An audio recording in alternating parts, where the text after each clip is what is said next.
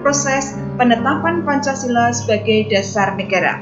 Yang kedua, diharapkan juga kalian mampu menjelaskan semangat dan komitmen pendiri negara dalam merumuskan dan menetapkan Pancasila sebagai dasar negara.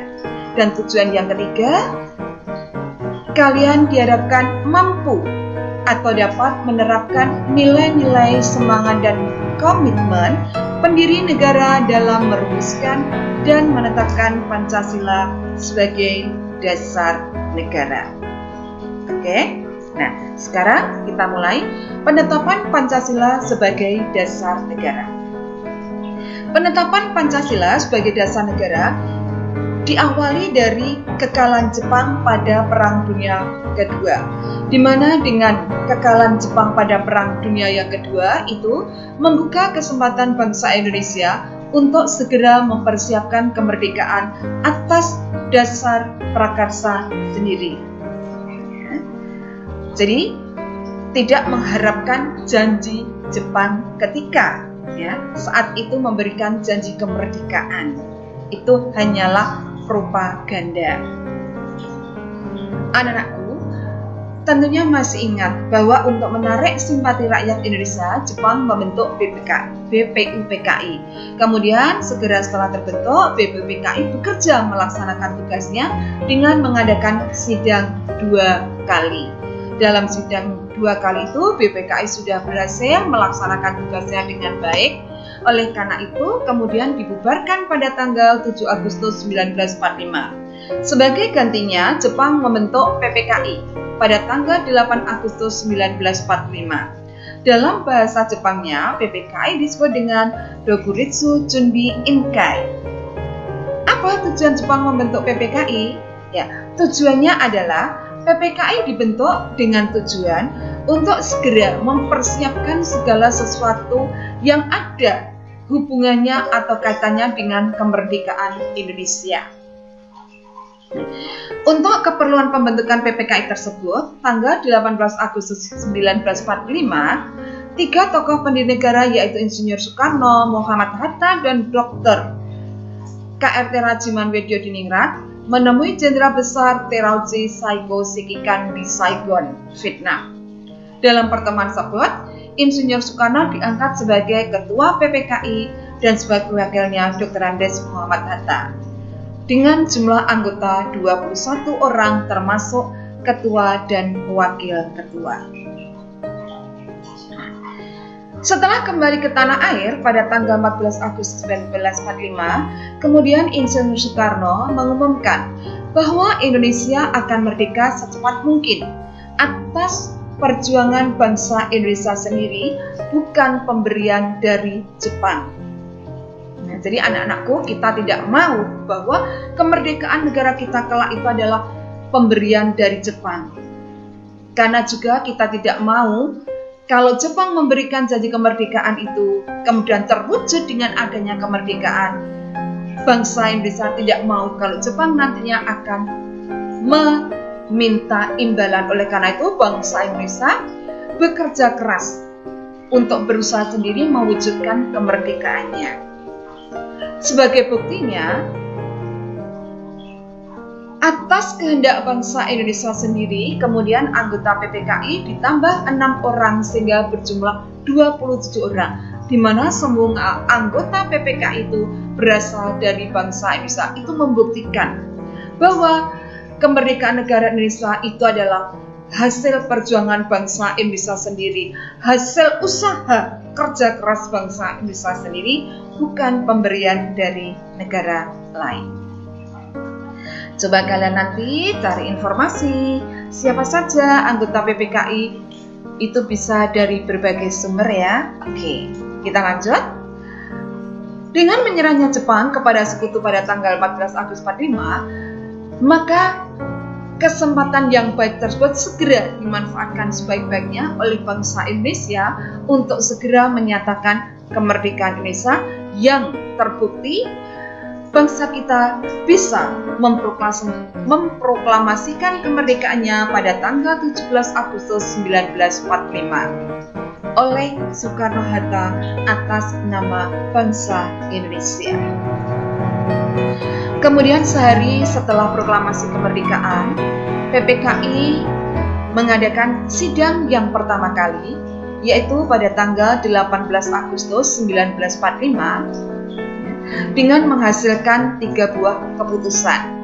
Yang pertama, menetapkan Undang-Undang Dasar Negara Republik Indonesia tahun 1945. Yang kedua, menetapkan Insinyur Soekarno sebagai presiden dan Dr. Andes Muhammad Hatta sebagai wakilnya.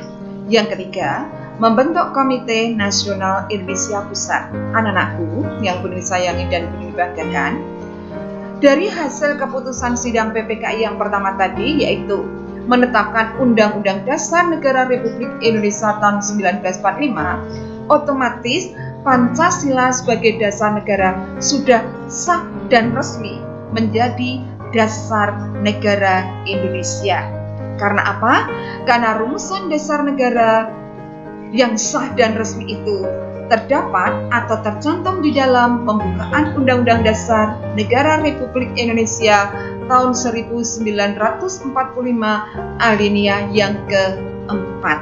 Anak-anakku nanti bisa membuka Undang-Undang Dasar Negara Republik Indonesia tahun 1945. Tentunya kalian semua memilikinya. Silahkan dibaca untuk pembukaannya. Sekarang kita lanjut untuk materi yang suci, yaitu semangat komitmen pendiri negara dalam merumuskan dan menetapkan Pancasila sebagai dasar negara. Yang pertama, nilai semangat pendiri negara. Anak-anakku, semangat dapat diartikan dengan tekad dan dorongan hati yang kuat untuk menggapai keinginan atau hasrat tertentu. Dalam hidup kita harus selalu punya semangat. Begitu pula para pendiri negara atau the founding fathers itu memiliki semangat yang luar biasa. Semangat yang dilandasi oleh rasa kebangsaan, rasa cinta tanah air, sehingga rela berkorban untuk mewujudkan kemerdekaan, merubah dari status negara yang terjajah menjadi negara yang merdeka dan sejajar dengan negara-negara lain di dunia. Anak-anakku, semangat kebangsaan itu meliputi nasionalisme dan patriotisme.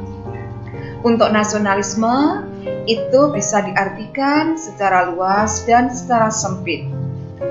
Nasionalisme secara luas, ya, nasionalisme yang sering kita dengar istilah itu, kita baca dalam kehidupan sehari-hari yang disebut dengan semangat kebangsaan.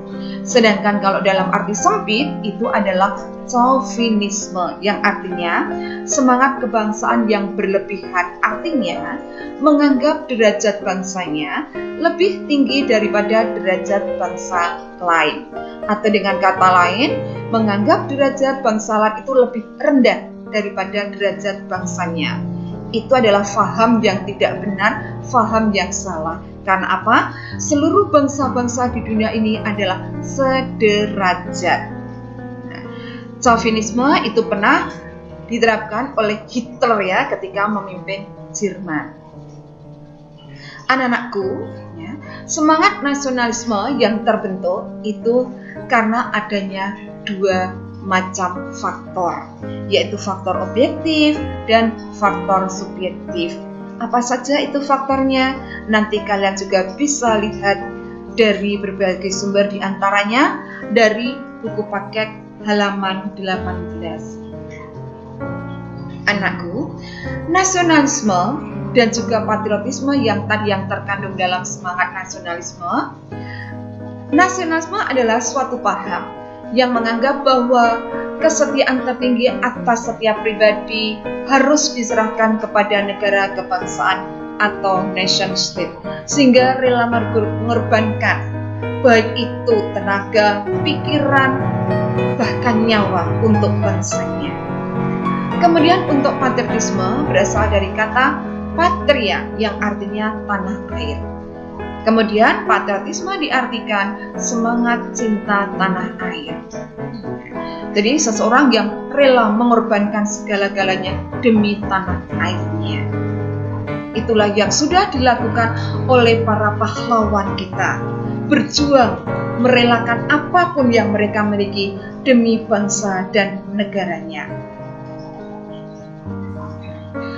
Patriotisme lahir setelah nasionalisme, tetapi pada umumnya antara nasionalisme dan patriotisme diartikan sama. Anak-anakku, jiwa patriotisme diwujudkan dalam bentuk kerelaan para pahlawan bangsa untuk merebut dan mempertahankan kemerdekaan, di mana jiwa dan semangat untuk mempertahankan kemerdekaan itu disebut dengan jiwa dan semangat 45.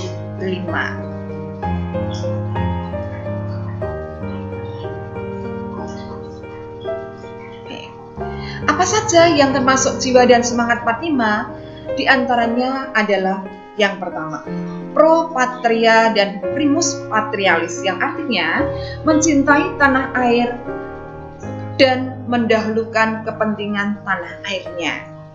Yang kedua, jiwa solidaritas dan kesetiakawanan dari semua lapisan masyarakat terhadap perjuangan kemerdekaan.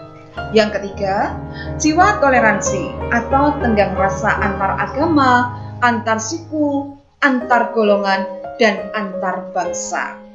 Ya, sikap saling menghormati antara satu dengan yang lain yang berbeda, ya anakku. Karena apa? Memang bangsa Indonesia terkenal adanya keberagaman. Tidak mungkin yang berbeda itu disamakan, tapi mungkin sekali dan pasti bisa bahwa yang berbeda itu dipersatukan dengan adanya jiwa toleransi. Yang keempat, jiwa tanpa pamrih dan bertanggung jawab. Jadi ketika kita melakukan usaha demi bangsa kita, demi negaranya, atau untuk kebaikan, itu jangan pernah kita mengharapkan imbalan. Dan kita harus bisa bertanggung jawab dengan apa yang kita lakukan. Yang kelima, jiwa kesatria dan kebesaran jiwa yang tidak mengandung balas dendam. Terbukti bangsa kita meskipun terjajah selama beratus-ratus tahun dari berbagai bangsa, di antaranya bangsa Belanda, kemudian Portugis yang pertama kali datang ke Indonesia, dilanjut oleh Jepang. Bangsa kita tidak pernah berpikiran membalas, menjajah negara lain.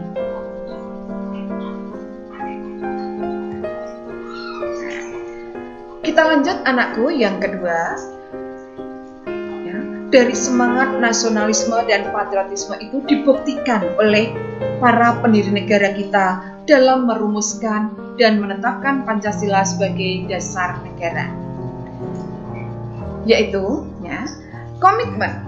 Komitmen dapat diartikan sikap dan perilaku yang dilandasi oleh adanya rasa memiliki, memberikan perhatian, serta melakukan usaha untuk mewujudkan harapan dan cita-cita dengan sungguh-sungguh. Jadi tidak omdo atau omong doang. Jadi orang itu kalau omong apa, janji itu harus ditepati lah. Itulah yang namanya komitmen. Nah, seseorang yang memiliki komitmen terhadap bangsa itu adalah orang yang akan mendahulukan kepentingan bangsa dan negaranya dalam di atas kepentingan pribadinya, dibuktikan oleh para pahlawan dan para pendiri bangsa. Di antaranya yang kita pelajari kali ini adalah mereka pendiri negara ketika merumuskan Pancasila sebagai dasar negara sekaligus nanti menetapkannya. Para pendiri negara itu ketika merumuskan Pancasila memiliki ciri-ciri komitmen pribadi, di antaranya mengutamakan semangat persatuan, kesatuan, dan nasionalisme. Yang kedua, adanya rasa memiliki terhadap bangsa Indonesia. Anak-anakku, kita pasti berjuang dengan sekuat tenaga untuk mempertahankan apa yang kita miliki. Kita tidak akan rela apa yang kita miliki diambil, direbut oleh orang lain. Semangat itulah, komitmen itulah yang sudah dicontohkan oleh para pendiri negara kepada kita semua. C. Selalu bersemangat dalam berjuang. Mereka tanpa mengenal lelah, bekerja keras dengan musyawarah, mengorbankan kepentingan pribadi mereka untuk merumuskan dasar negara, berjuang agar negara kita yang merdeka bisa berdiri dengan kokoh apabila memiliki dasar atau landasan yang kokoh. Yang keempat, mendukung dan berupaya aktif dalam mencapai cita-cita bangsa, yaitu merdeka, bersatu, dan berdaulat. Jadi negara kita memiliki para pendiri negara itu, negara kelak kita Indonesia pasti bisa merdeka. Kemudian setelah merdeka, meskipun beraneka ragam, kita mampu bersatu dan berdaulat, artinya berkuasa sendiri, tidak lagi dikuasai oleh negara lain. Dan yang kelima, anak-anakku, melakukan pengorbanan pribadi. Oleh karena itu, anak-anakku semua yang Bu Rini sayangi dan Bu Rini banggakan, sebagai siswa dan generasi muda, kalian harus memiliki komitmen dalam berbangsa dan bernegara. Salah satunya dengan menerima Pancasila sebagai dasar negara yang dibentuk oleh pendiri negara. Kemudian juga semangat dalam belajar. Nah, anak-anakku, konsensus Pancasila sebagai dasar negara diperkuat dengan ketetapan MPR nomor 18 MPR 1998. Tadi anak-anakku di awal sudah disampaikan, di antaranya tujuan pembelajaran hari ini atau kali ini adalah kalian mampu menerapkan, mewujudkan semangat dan komitmen pendiri negara itu dalam kehidupan sehari-hari. Di antaranya semangat kalian di dalam belajar untuk mewujudkan cita-cita. Meskipun kita tidak bisa bertatap muka secara langsung karena dipisahkan oleh COVID-19. Itu bukan halangan bagi kalian untuk semangat belajar. Semoga dengan semangat yang kalian miliki, kalian akan mudah, lancar untuk mewujudkan cita-cita kalian. Oke? Sekian dulu pembelajaran hari ini. Sebelumnya Bu Rini sampaikan tugas untuk kalian, yaitu yang pertama, menganalisis gambar, yaitu dari buku PR, buku Intan Pariwara halaman 9 sampai dengan 10, yaitu kalian nanti perhatikan di situ ada gambar A, B, C, D, E, dan F, di mana gambar-gambar tersebut memiliki keterkaitan dengan proses perumusan dasar negara. Apa tugas kalian setelah mengamati? Deskripsikan gambar-gambar tersebut dengan kalimat kalian sendiri, tiap gambar itu, sehingga nantinya menjadi alur yang akan padu atau ada keterkaitan antara gambar satu dengan yang itu akan terpadu. Anak-anakku, tugas itu silakan kalian kerjakan di buku tulis kalian, dikumpulkan ketika sudah masuk sekolah atau sewaktu-waktu nanti Bu Rini minta kalian sudah mengerjakan, dijadikan satu dengan tugas yang kemarin. Jadi kalian punya satu buku untuk melaksanakan tugas-tugas kalian, mengumpulkan tugas-tugas kalian. Sewaktu-waktu nanti Bu Rini minta, itu kalian sudah mengerjakan. Jangan pernah menunda pekerjaan, karena tidak akan ada hasilnya atau manfaatnya yang baik bagi kalian.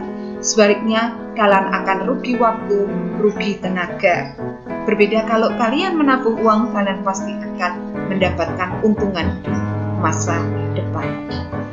Untuk yang kedua, anak-anakku, untuk mengetahui sejauh mana pemahaman kalian di dalam bab 1, nanti kalian kerjakan latihan soal itu lewat Google Form, ya.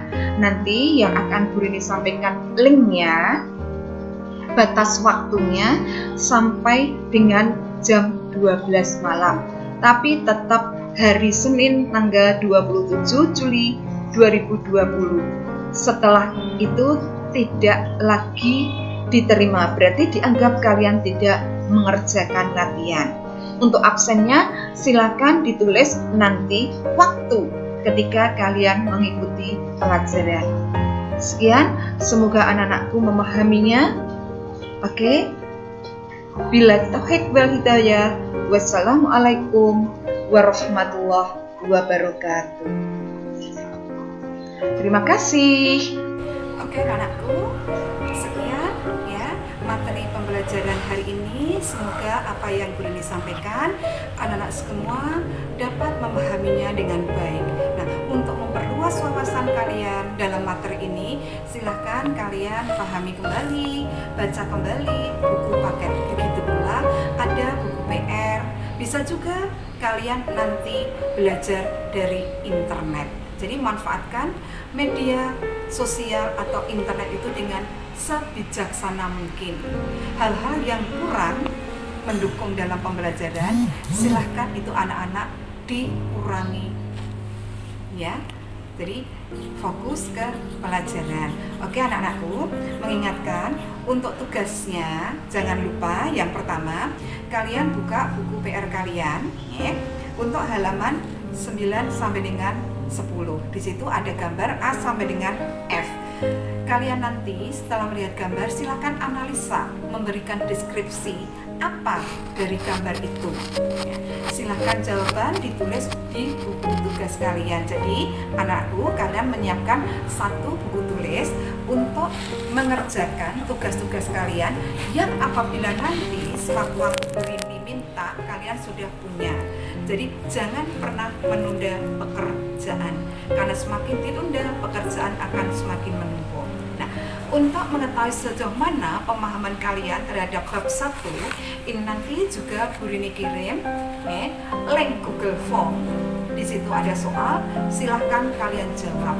Untuk waktunya dalam 1 hari, jadi lebih dari 1 hari atau selain hari Senin kalian sudah tidak bisa mengirimkan atau menjawab kembali. Sekian anak-anakku, terima kasih atas perhatian kalian. Billahi taufiq wal hidayah. Wassalamualaikum warahmatullahi wabarakatuh.